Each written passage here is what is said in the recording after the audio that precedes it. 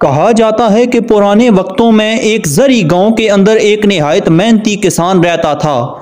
उस किसान के 7 बेटे थे जो कि निहायत ही निकम्मे और नालायक थे।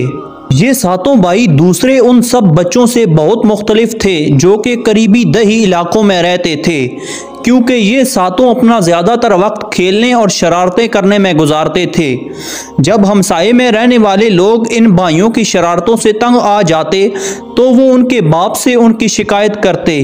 तब वो सब शरारती भाई बोले बाले बन जाते और वादे पर कायम रहने का इरादा किए बगैर हमसायों से माफ़ी भी मांग लेते।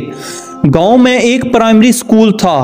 वालिद ने अपने सातों बेटों को वहां इस उम्मीद पर दाखिल करवा दिया कि इन सातों के अंदर कोई नज़्म ज़ब्त कायम होगा। मगर ये सब भाई रोज़ाना स्कूल बहुत देर से जाते और उस्ताद ख्वाह कितनी दफ़ा डांट डपट करते मगर वो अपने तौर तरीके ना बदलते।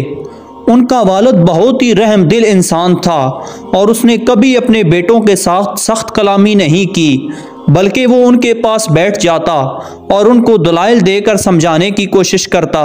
एक दिन रहम दिल वालिद ने उनको प्यार से कहा, ऐ मेरे प्यारे बेटो, तुम लोग अभी बहुत कम सन हो और अपना तमाम वक्त खेल कूद में गुजारते हो, लेकिन अगर तुमने इस उम्र में मेहनत करना ना सीखा तो जब तुम लोग बड़े हो जाओगे तो कुछ भी करने के काबिल नहीं रहोगे।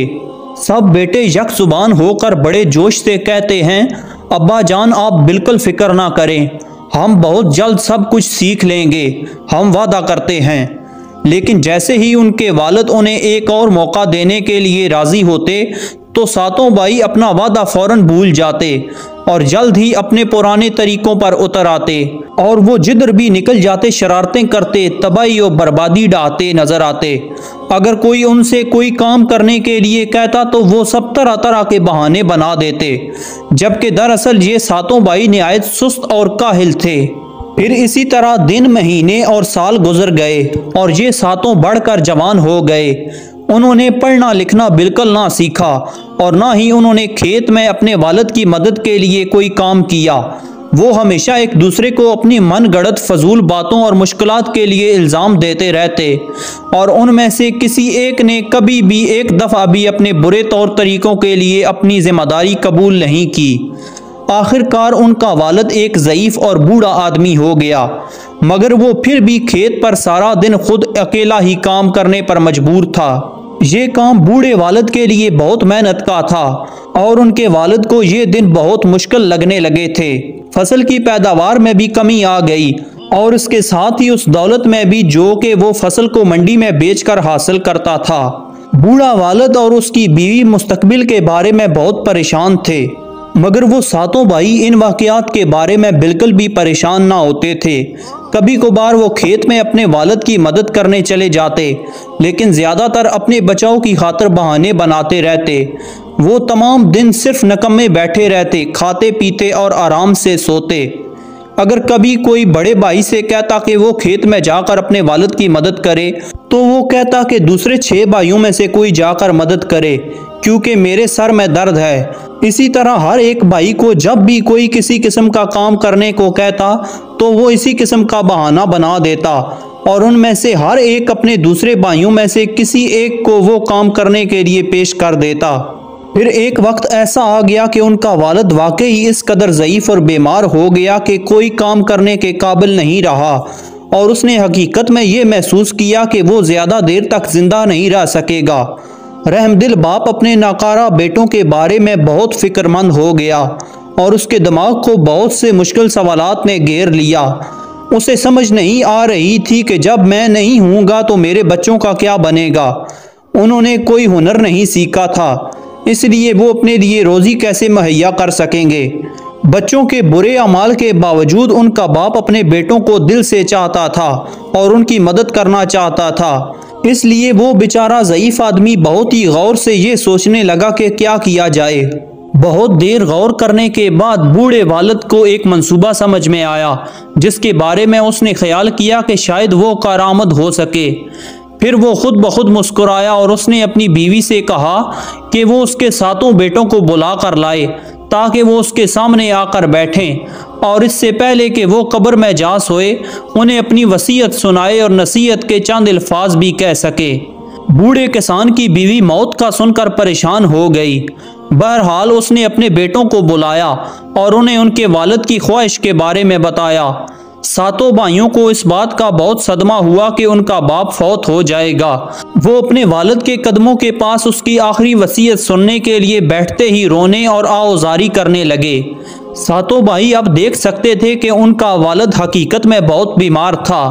उनके वालिद ने कहा, ऐ मेरे प्यारे बेटो, मैंने ज़िंदगी भर तुमसे मोहब्बत की और तुम्हारी देखभाल की। मैंने वाकई पूरी कोशिश की कि तुम खुशी और आराम व आसाइश से रहो और मैं तुम्हारी हिफाजत करता रहा, लेकिन अब मैं बूढ़ा और बीमार हूँ और जानता हूँ कि मैं जल्द ही मर जाऊँगा। बूढ़ा फिर खांसने लगा, उसकी सांस में खरखराहट थी। लेकिन मैंने एक बहुत बड़ा ख़जाना तुम लोगों के लिए बचा रखा है, वालिद ने गुफ्तगू जारी रखते हुए कहा, ताकि तुम्हारी ज़िंदगी मेरे जाने के बहुत अरसे बाद तक भी आराम से गुजरती रहे। बहुत ज़माना गुजरा, मैंने अपने खेत की ज़मीन में किसी जगह एक बहुत बड़ा और बहुत गहरा गड्ढा खोदा। फिर मैंने इस गड्ढे में एक बहुत बड़ा ख़जाना रख दिया ताकि जब तुम्हें ज़रूरत पड़े तो तुम इसको निकाल सको। लेकिन अब मुझे बिल्कुल याद नहीं रहा कि वो किस जगह पर है। सातों भाई खजाने का सुनकर एक दूसरे की तरफ देखने लगे और खुशी का इजहार करने लगे। बूढ़े वालिद ने कहा कि मेरे मरने के बाद तुम्हें उसका सुराग लगाना होगा और उसे खोद कर निकालना होगा। बाप ने बात जारी रखी, ऐ मेरे बेटो, जब तुम्हें वो खजाना मिल जाए तो आपस में तकसीम कर लेना और तकसीम करते वक्त आपस में झगड़ा मत करना। सातों भाई खेत में दफन किए हुए खजाने को फौरन ही ढूंढने के लिए मुस्तरब नजर आने लगे। बूढ़े बाप ने यह जाहिर किया कि उसने अपने बेटों के इस रवैये को देखा ही नहीं और उसने अपनी नसीहत जारी रखते हुए कहा कि तुम लोग एक दूसरे के साथ कभी मत लड़ना। तुम्हारे दुश्मन तुम्हें मंसूबाबंदी और साजबाज करने के लिए उकसाएंगे, लेकिन कुछ भी हो जाए तुम सातों हमेशा मुत्तहिद रहना।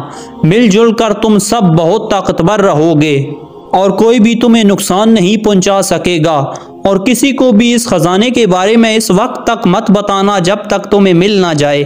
जब वालिद ने अपनी नसीहत ख़त्म की तो उसने अपनी आंखें बंद कर ली।